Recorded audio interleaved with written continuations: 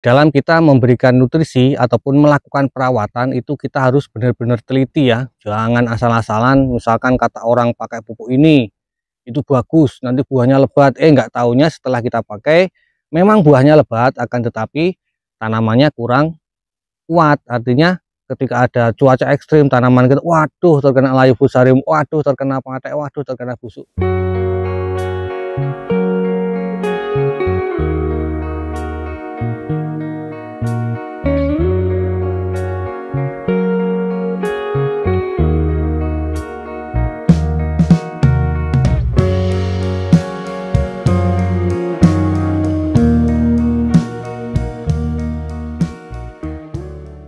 Assalamualaikum warahmatullahi wabarakatuh. Salam semangat para sahabat-sahabat teknik semua dimanapun berada. Oke, berjumpa lagi ya bersama saya Samsul Ma'arif, dan masih tetap kita bersama channel Belajar Organik. Oke, para sahabat-sahabatnya semua, hari ini adalah hari Senin tanggal 10 Maret tahun 2025 yang berketepatan tanaman cabai saya ini genap berusia 76 hari setelah tanam.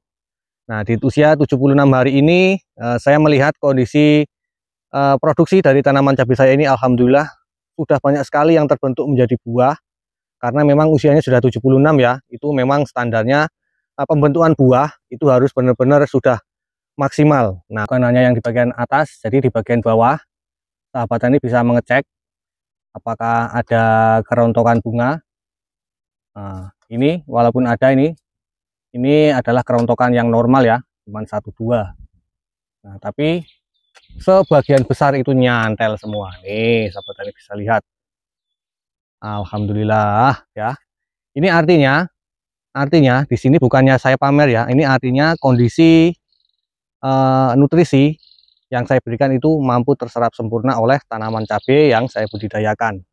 Kemudian kondisi media tanam juga harus benar-benar mampu sebagai media tanam yang ideal untuk tanaman cabai, agar supaya dia mampu mempertahankan buah ataupun produksi dan juga bunganya itu tetap nyantel ya sahabat tani.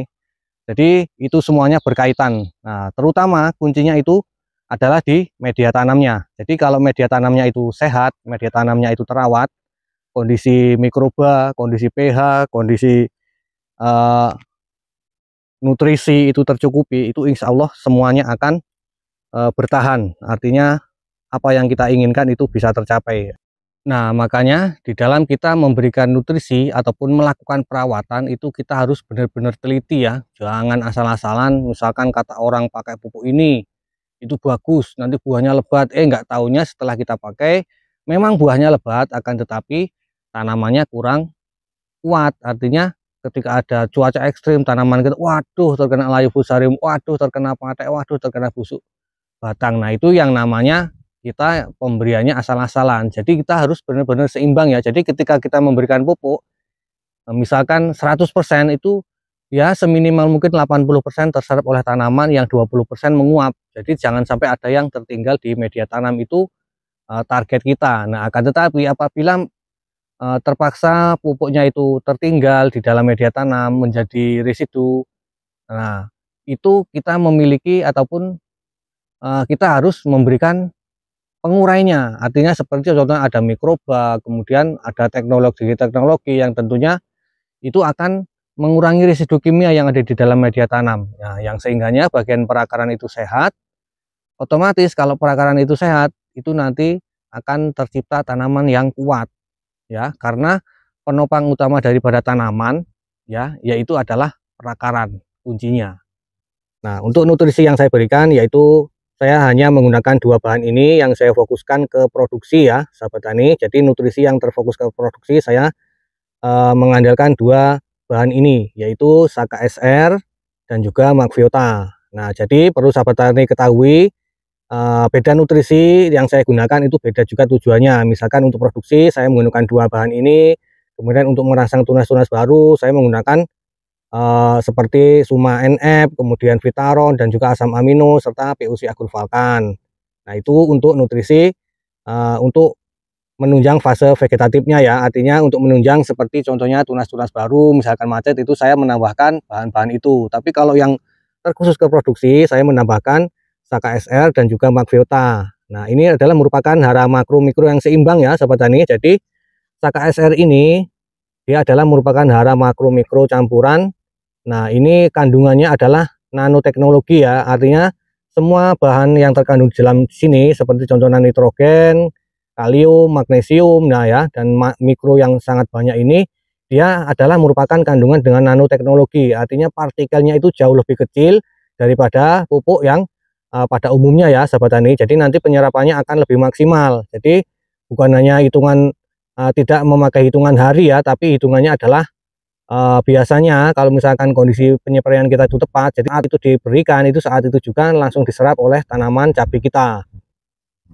Nah, ini adalah merupakan pupuk yang saya gunakan ya. Kemudian Saka SR ini juga selain dia mengandung mikro makro dan juga dilengkapi dengan nanoteknologi, dia juga terkandung adalah merupakan mikroba baik ataupun bakteri baik yang nantinya akan mengurai residu kimia yang ada di dalam media tanam. Nah, selanjutnya kita menuju ke pengaplikasian, yaitu mengenai penakaran dosis yang pertama yang saya masukkan yaitu pupuk kalium fosfat plus silika. Ini mereknya Macviota ya. Ini adalah pupuk perangsang bunga dan pembuahan, pelebat dan pembobot buah. Nah, untuk dosis daripada Macviota ini saya menggunakan sebanyak 2 sendok makan. Ya, 2 sendok makan. 1 2. Kemudian selanjutnya yaitu pupuk Saka SR merupakan pupuk hara makro mikro campuran dengan nanoteknologi yang 100% larut dalam air. Nah, untuk pupuk Saka ini dosisnya yaitu saya berikan sebanyak 2 sendok makan juga ya, untuk pemupukan secara penyepaian. 2 sendok makan per tangki 16 liter. 1 2. Oke, selanjutnya untuk bahan yang selanjutnya yaitu insektisida. Nah, jadi untuk insektisidanya di sini saya menggunakan Trisula ya. Ini merupakan insektisida sistemik yang berbahan aktif monosultap 450 gram per liter. Untuk penyepaian kali ini saya menggunakan dosis sebanyak 20 mili per tangki 16 liter. Oke, jadi cukup 3 bahan ini saja dalam penyepaian kali ini, yaitu pemberian nutrisi untuk pembuahan dan juga pemberian insektisida untuk pengendalian hama trip, kemudian hama ulat ya sahabat tani, serta hama-hama yang sifatnya dia bersembunyi. Selanjutnya kita masukkan ke tangki sprayer andalan. Nah, oke, bismillahirrahmanirrahim. Selanjutnya kita lakukan pengaplikasian ya sahabat tani. Diaplikasikan, dispray secara merata ke seluruh bagian tanaman tanpa terkecuali dari pangkal batang, nozzle-nya kemudian diarahkan ke atas agar langsung mengenai ke stomata ya. Nah, jadi agar tujuan dari pengaplikasian ataupun penyempraian yang kita lakukan itu berhasil.